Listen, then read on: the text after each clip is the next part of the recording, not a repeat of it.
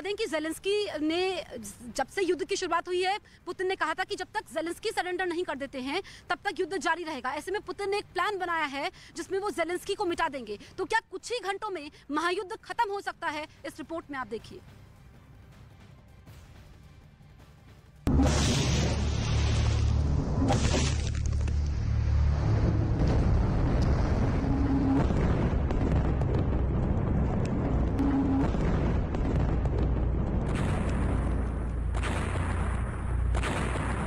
सिर्फ 5 घंटे में सिमट गया होता युद्ध। 6 घंटे में क्यू पर हो गया होता रूस का कब्जा।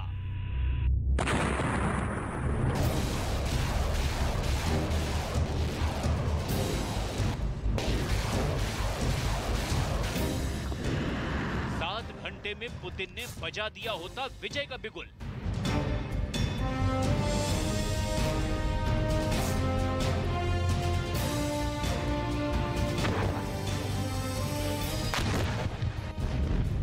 आठ घंटे में रूसी फौज यूक्रेन से कूच कर चुकी होती।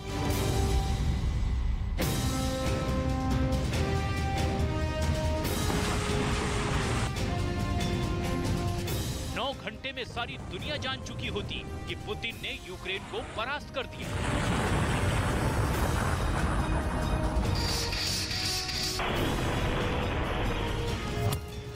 दस घंटे में Biden to Boris Johnson message पहुंच गया होता।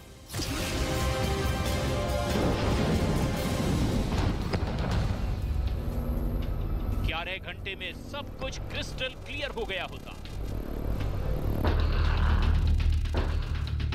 लेकिन ऐसा हुआ नहीं, क्योंकि यूक्रेन के राष्ट्रपति ज़ेलेंस्की जिंदा बच गए। जी बिल्कुल सही सुना आपने। रूस यूक्रेन महायुद्ध 2 महीने 5 दिन चलता ही नहीं अगर ज़ेलेंस्की को रूसी फौज ने युद्ध के पहले दिन दबोच लिया होता।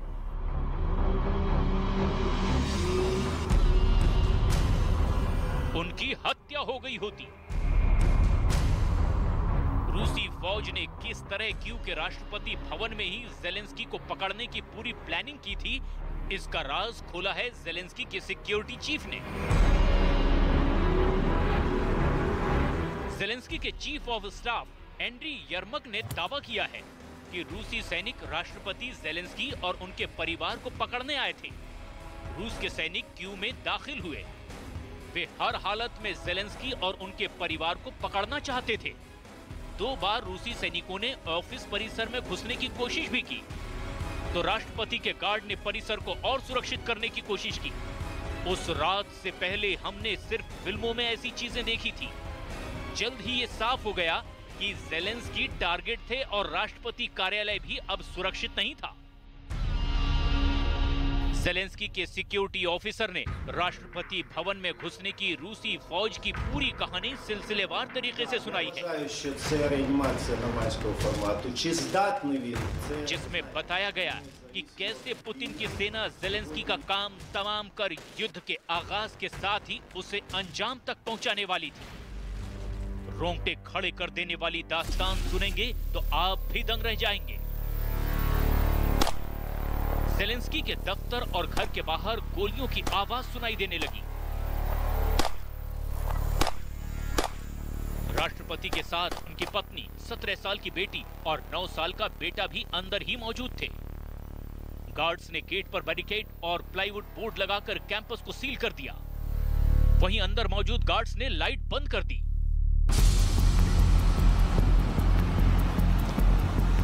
ज़ेलेंस्की और उनके साथियों के लिए बुलेट प्रूफ जैकेट और असॉल्ट राइफल ले आए।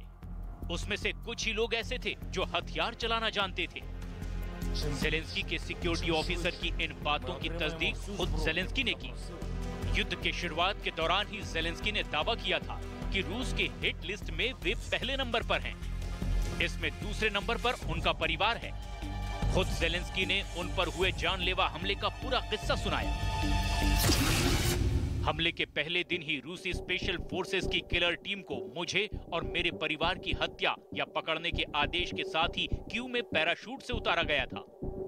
उसी शाम को रूसी स्पेशल फोर्सेस ने राष्ट्रपति आवास में घुसने की 2 बार कोशिश की।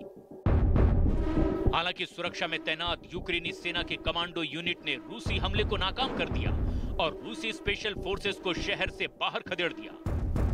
रूस के इस हमले में ज़ेलेंस्की बाल बाल बच गए और इसका नतीजा है कि आज भी महायुद्ध में यूक्रेन के शहर दर शहर तबाह हो रहे हैं।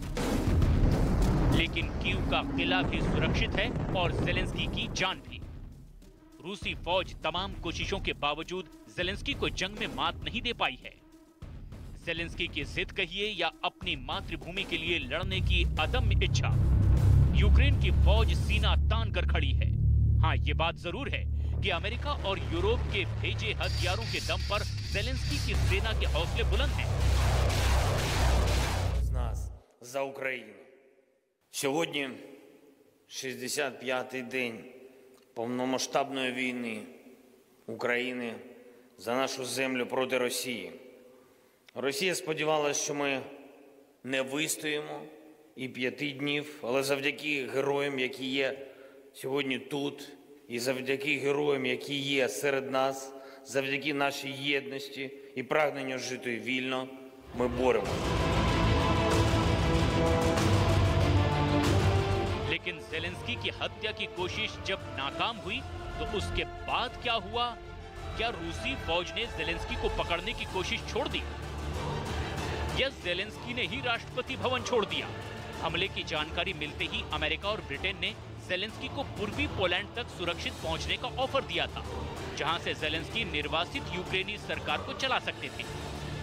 लेकिन ज़ेलेंस्की को यह नामंजूर था। इस ऑफर के बाद अमेरिकी सांसदों के साथ बातचीत में ज़ेलेंस्की ने कहा था कि मुझे गोला बारूद चाहिए, सवारी नहीं।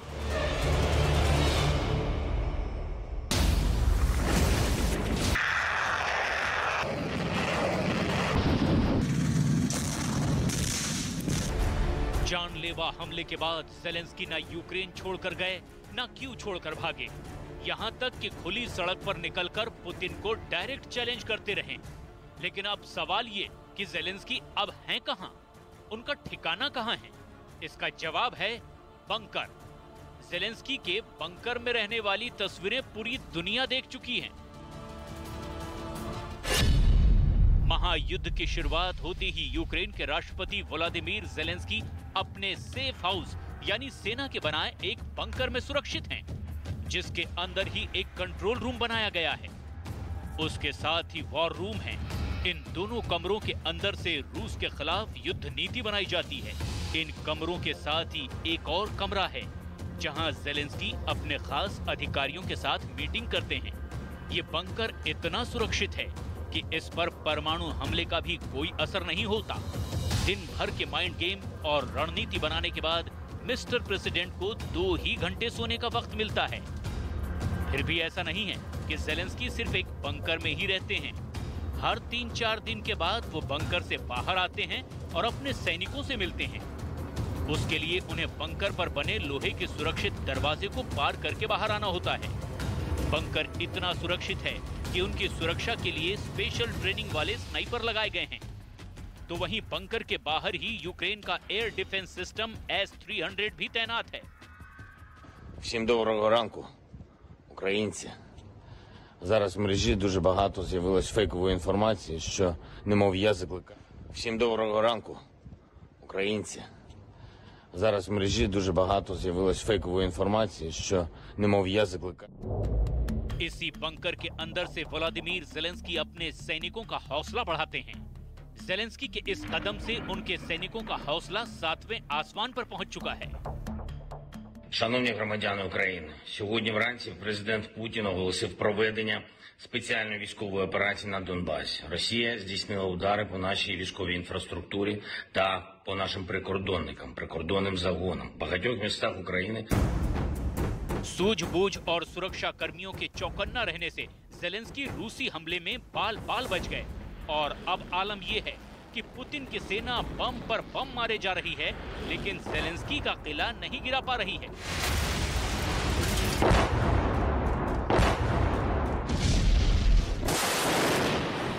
Ми будемо бити окупантів, поки не звільнимо нашу землю, поки не звільнимо наших людей, поки не відповімо за кожну смерть і за кожне знущання, яке окупанти принесли в кожен наш дім, які принесли вони в нашу державу. ज़ेलेंस्की का क्यू में जमे रहना महायुद्ध की पूरी कहानी का अब तक का अंजाम है। यूक्रेन का तो दावा है कि ज़ेलेंस्की पर एक बार नहीं 2 बार जानलेवा हमले हुए, लेकिन वो बाल बाल बचे। इसमें कोई दो राय नहीं कि ज़ेलेंस्की जब तक जिंदा हैं, तब तक यूक्रेन के हर सिपाही का हौसला पस्त होता नहीं दिख रहा। और ज़ेलेंस्की को रास्ते से हटाना भी इतना आसान नहीं, क्योंकि अब ज़ेलेंस्की वो चक्रव्यूह रच चुके हैं जिसको भेद पाना रूसी सेना के लिए नामुमकिन नहीं तो बहुत मुश्किल जरूर है।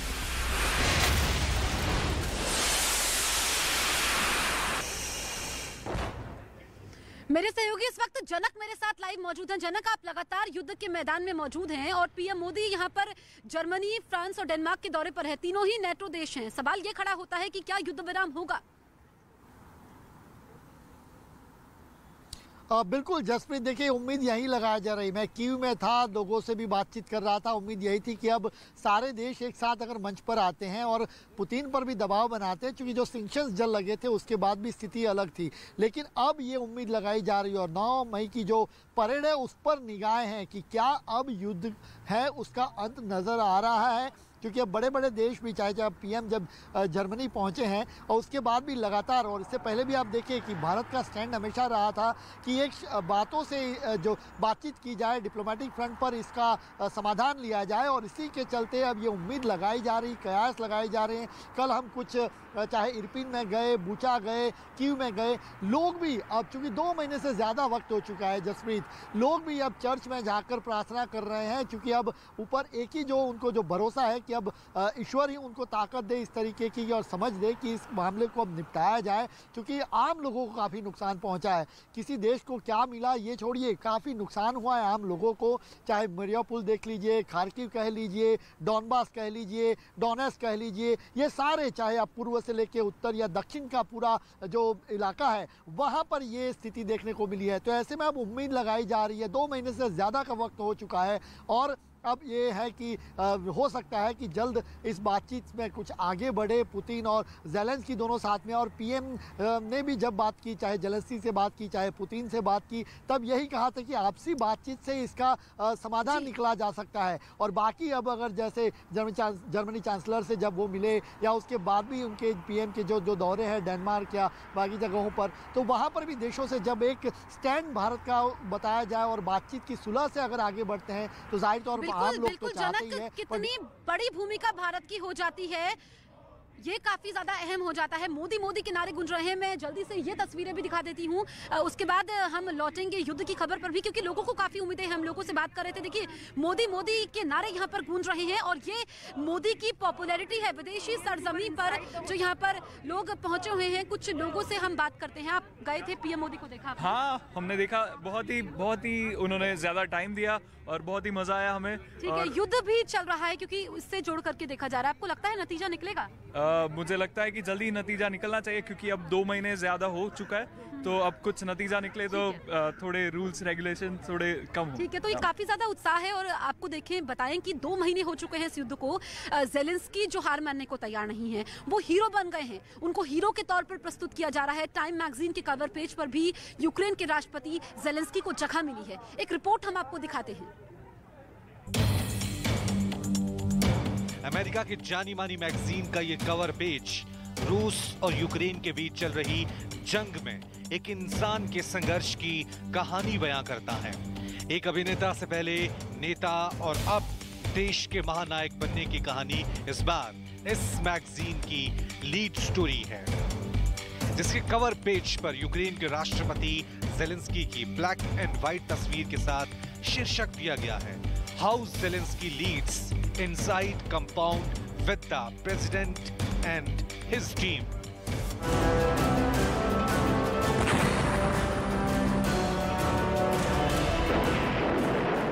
वैसे तो 2 महीने के युद्ध में यूक्रेन के हाथ सिर्फ तबाही ही लगी है, लेकिन वो ज़ेलेंस्की का जोश और जज्बा ही है जिसने रूस के उस अभिमान को चूर-चूर कर दिया जिसमें उसने यूक्रेन पे चंद दिनों में कब्जा कर लेने का दावा किया था। रूस के मुकाबले ताकत में छोटा ही नहीं, बहुत छोटा यूक्रेन अगर इस युद्ध को 2 महीने के बाद भी लड़ता दिख रहा है तो इसके पीछे सिर्फ एक आदमी की जिद है और वो है यूक्रेन के राष्ट्रपति ज़ेलेंस्की, जो किसी भी हाल में झुकने को तैयार नहीं। ये बात अलग है कि आज ज़ेलेंस्की को कई देशों से हथियार और गोला बारूद के साथ ही आर्थिक मदद मिल रही है, लेकिन युद्ध के शुरू में जब अमेरिका समेत उसके नेटो सहयोगी सिर्फ जुबानी मदद के दावे भर रहे थे, उस वक्त ज़ेलेंस्की के साहस और धैर्य का ही ये नतीजा है कि रूस यूक्रेन में बड़ी कामयाबी को तरसता ही रहा। मैगजीन में ज़ेलेंस्की ने अपने कई अनुभवों को साझा किया है और बताया कि दुनिया का रुख अपनी तरफ होना उन्हें परेशान करता है। ज़ेलेंस्की ने कहा, दुनिया का ध्यान अपनी ओर आकर्षित होना उन्हें उतना ही परेशान करता है जितना कि रूसी बम की बारिश। लोग इस युद्ध को इंस्टाग्राम पर, सोशल मीडिया पर देखते हैं। जब वे इससे थक जाएंगे तो वे इसे स्क्रॉल करके आगे बढ़ जाएंगे। मैगजीन में इस युद्ध के दौरान ज़ेलेंस्की के संघर्ष और आगे बढ़ने की कहानी बताई गई है। रूस की तरफ से हो रहे लगातार हमलों के बीच खुद को, अपने नागरिकों को और अपने मुल्क को बचाने की चुनौती में साहस, धैर्य और सूझबूझ के साथ ज़ेलेंस्की के आगे बढ़ने की दास्तान इस कहानी में बयां की गई है और ज़ेलेंस्की अब भी उसी जोश में है। Тех ждет какая-то там серьезная ответственность за отказ воевать. И при этом не рассказывают, например, о подготовке российской армии дополнительных рефрижераторов для хранения трупов. Не рассказывают, какие новые плановые потери ожидаются генералами. Каждый российский солдат еще может спасти свою жизнь. युद्ध के दौरान ज़ेलेंस्की के जोश का ही जादू ऐसा रहा कि न सिर्फ देश में हर उम्र के लोग रूस का मुकाबला करने के लिए आगे आए, बल्कि दूसरे मुल्क में रहने वाले यूक्रेन के लोग अपने देश के लिए जान की बाजी लगाने को यूक्रेन पहुंचे। अपने सैनिकों में जोश भरने वाले इस जादूगर का नाम ही ज़ेलेंस्की है, जो इस अंक में इस मैगजीन का नायक है। На нашій землі ми повинні вибити всіх окупантів. І тоді будемо святкувати. І це обов'язково буде після нашої перемоги. А зараз наш обов'язок відзначити ваш потужний внесок, внесок Прикордонної служби України, кожного і кожного.